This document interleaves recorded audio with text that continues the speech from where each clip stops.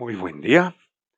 Tenemos la lectura de la liturgia de la palabra del día jueves 2 de julio, en la 13ª semana del tiempo ordinario, ciclo litúrgico A. Bueno, repetimos y damos el crédito correspondiente a ediciones Paulinas. Estamos leyendo del misal popular que editan con base en la Conferencia Episcopal de Colombia. Muy bien, y pasamos a la primera lectura. Continuamos con la lectura de la profecía de Amós.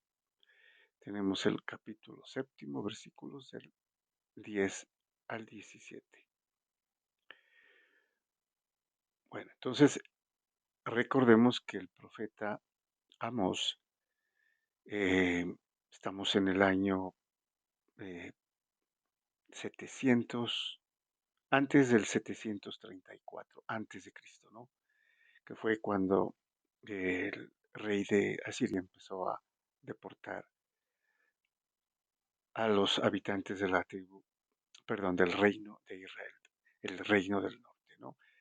Y que duró hasta el 721, cuando ya deportó a los habitantes de Samaria. O sea, se llevó un tiempo, ¿no? Unos 13 o 14 años. Y aquí el profeta Amós está diciéndole al rey, en ese entonces, Jeroboam, que vendrá ese castigo, ¿no? Por su idolatría, por su infidelidad a Dios. Nos dice entonces el profeta Amós: en aquellos días, Amasías, sacerdote de Betel, envió un mensaje a Jeroboam, rey de Israel. Amós está conspirando contra ti en medio de Israel. El país no puede ya soportar sus palabras. Esto es lo que dice Amós: Jeroboam morirá a espada e Israel será deportado de su tierra.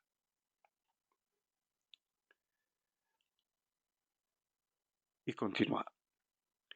Y Amasías dijo a Amós: vidente, vete, huye al territorio de Judá.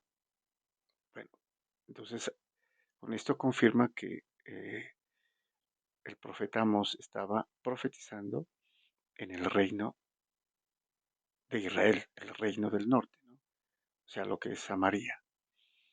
Y aquí el sacerdote Amasías le dice que no le soportan sus profecías, ¿no? Porque son obviamente negativas, ¿no? Para que vuelva el pueblo a Dios. Dice, vete al territorio de Judá, o sea, donde es su capital, Jerusalén, donde está el templo, ¿no? Donde hay otro rey, obviamente. Allí podrás ganarte el pan y allí profetizarás. Bueno, utiliza un término despectivo, ¿no? Le dice vidente o adivino, ¿no? Y vete allá a ganarte el pan. O sea, dos cosas deprecativas, le dice, ¿no?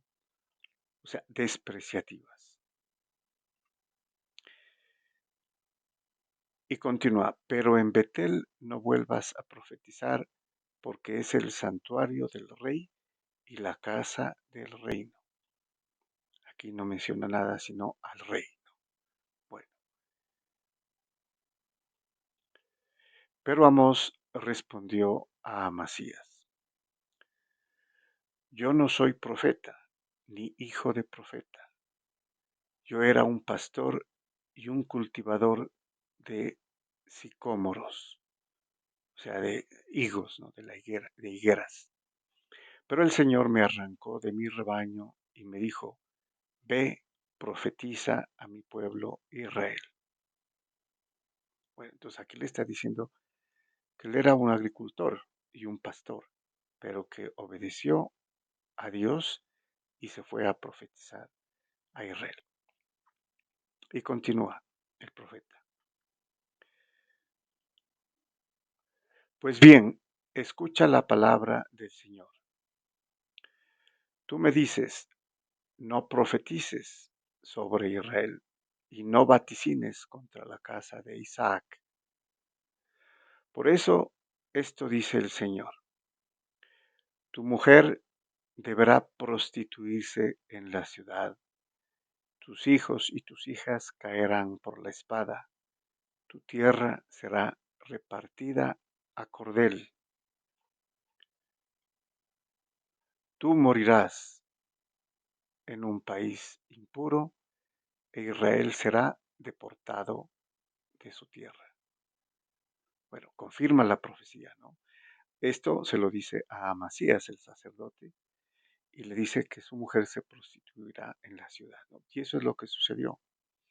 Sus hijos fueron asesinados a espada y él fue deportado eh, como sacerdote, ¿no? a, a Asiria.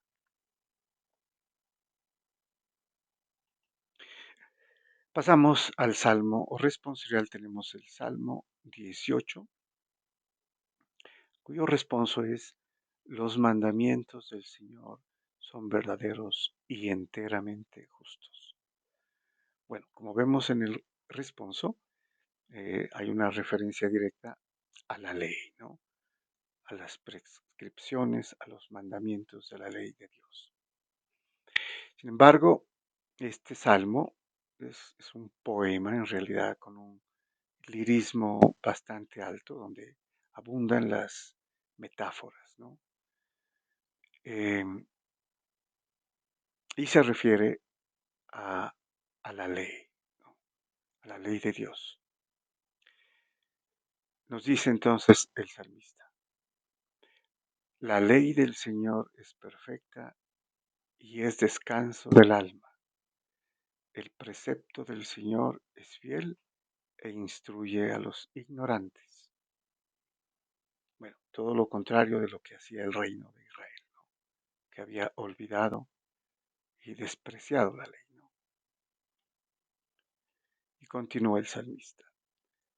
A propósito, se considera a el rey David como el autor de este salmo, ¿no? Los mandatos del Señor son rectos y alegran el corazón. La norma del Señor es límpida y da luz a los ojos. El temor del Señor es puro y eternamente estable. Los mandamientos del Señor son verdaderos y enteramente justos. Más preciosos que el oro, más que el oro fino, más dulces que la miel de un panal que destila. Bueno, repetimos todo esto en referencia a los mandamientos de la ley de Dios. Un elogio y alabanza a la ley. Muy bien, y pasamos al Evangelio. Tenemos la lectura del Santo Evangelio según San Mateo, capítulo 9, versículos del 1 al 8. Bueno, en el anterior pasaje habíamos visto que se había dirigido a la orilla opuesta, ¿no? De Cafarnaúm, donde eh, vivía Jesucristo, ¿no? Estaba hospedado en la casa de Pedro, precisamente. Y, y habían pasado a la región de Gadara, donde expulsó a los dos endemoniados, ¿no? Bueno, ahora se vuelve, ¿no? Vuelve a Cafarnaúm. Y nos dice entonces el apóstol San Mateo. En aquel tiempo subió Jesús a una barca, cruzó a la orilla, a la otra orilla y se fue a su ciudad, que dijimos ya es Cafarnaúm, donde vivía.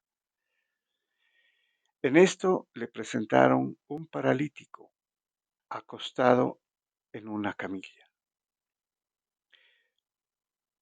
Viendo la fe que tenían, dijo al paralítico. Bueno, este pasaje lo traen también San Marcos y San Lucas, ¿no? En los dos evangelios sinópticos. Eh, y añade otra, otro tipo de información, ¿no? Que son cuatro quienes lo llevan, ¿no? Que inclusive, como estaba completamente llena la casa, se suben al techado y de ahí desentejan y bajan por allí al paralítico, ¿no? Y precisamente lo bajan en el sitio donde está el Señor Jesús, ¿no? Bueno, esto no lo trae el Evangelio de San Mateo, pero sí lo trae San Lucas y San Marcos, ¿no? Bueno, ahora, por eso dice, viendo la fe que tenían, ¿no? La fe de los que lo llamaban, los que llevaban al paralítico para que lo curara, ¿no? Y les dice, dirigiéndose al paralítico, ¿no? Ánimo, hijo, tus pecados te son perdonados. Bueno, aquí también nos tenemos que detener un poco, ¿no? Elogia la fe de los que lo llevan y posiblemente también del paralítico, ¿no? Por eso le dice, ánimo, hijo. Pero ellos esperaban que lo curara, ¿no? Como todas las curaciones que ya se comentaban que había hecho milagrosas, instantáneas, ¿no? Pero el Señor, obviamente, como una forma pedagógica de enseñarles, ¿no? Les dice, tus pecados te son perdonados, cosa que no esperaban, ¿no? Los cuatro que lo llevaban en la camilla. Pero eh, en el judaísmo se consideraban las enfermedades y las desgracias corporales como una consecuencia del pecado. Entonces, muy probablemente aquí se esperaría, ¿no? Que el paralítico fuera primero perdonado de sus pecados para luego sí recuperar la salud física. Allí habían escribas y fariseos, ¿no? Por eso la siguiente estrofa dice, algunos de los escribas se dijeron, este blasfema. Bueno, sabemos por qué lo dicen, ¿no? Porque los escribas y fariseos, que eran los doctores de la ley, los que sabían de la escritura, los que enseñaban, sabían leer y escribir. La gente del común no tenía esta habilidad. Ellos dijeron, este blasfema, porque solamente Dios puede perdonar pecados, ¿no? Esto lo dice en los otros dos evangelios. Bueno, Jesús, sabiendo lo que pensaban, les dijo,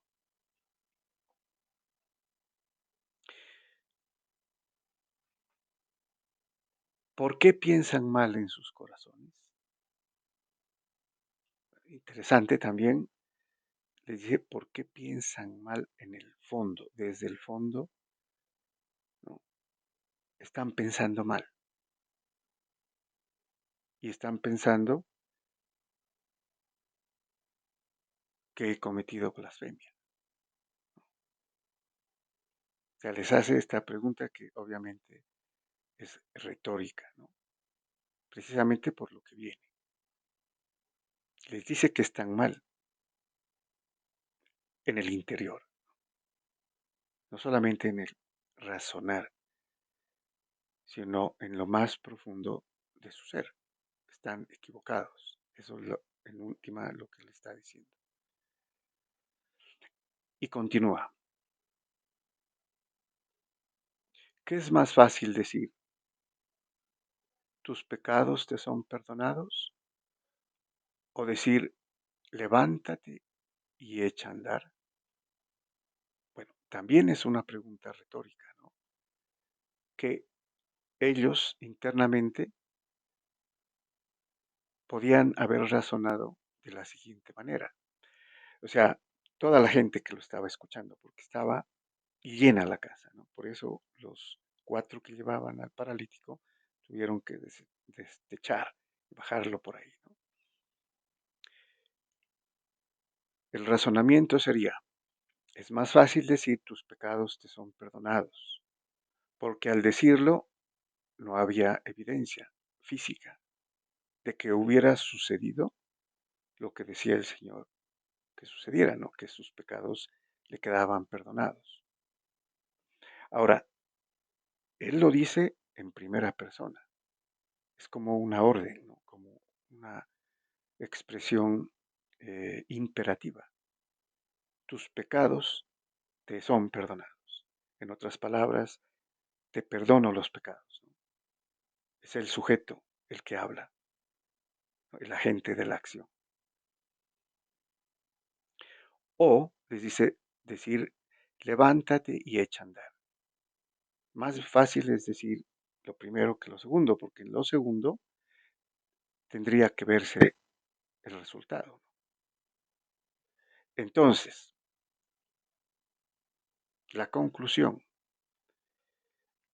dice, pues para que vean que el Hijo del Hombre tiene potestad en la tierra para perdonar pecados, entonces dice al paralítico, ponte en pie, coge tu camilla y vete a tu casa. Se puso en pie y se fue a su casa. O sea, sucedió como lo dijo.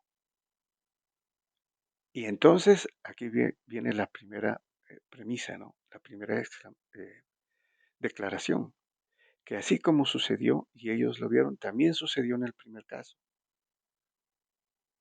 Sus pecados le quedaron perdonados. Esa sería eh, la conclusión, ¿no?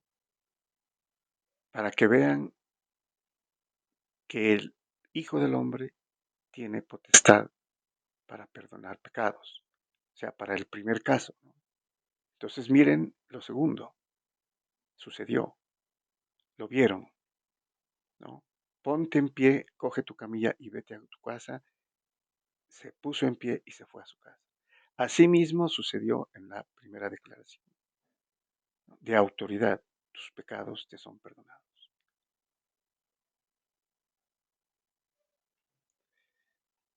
Y obviamente termina diciendo, al ver esto, la gente quedó sobrecogida y alababa a Dios, que da a los hombres tal potestad. ¿Cuál potestad? No se refiere aquí a la de el milagro de que sanó al paralítico instantáneamente, cogió su camilla y se fue a la casa, sino la potestad de perdonar pecados. Y esto es importante doctrinalmente porque él dice la potestad que tiene el Hijo del Hombre, que es Dios, el Señor Jesús, ¿no? Pero el Hijo del Hombre, ya refiriéndose como a Hijo de Hombre, que es lo que va a hacer, obviamente, ya en forma sacramental, como delegación, el poder, la autoridad a los apóstoles para que perdonen los pecados, ¿no? Eso sucederá en el capítulo 20 del Evangelio según San Juan, ya después de resucitado. Muy bien, muchas gracias y bendición.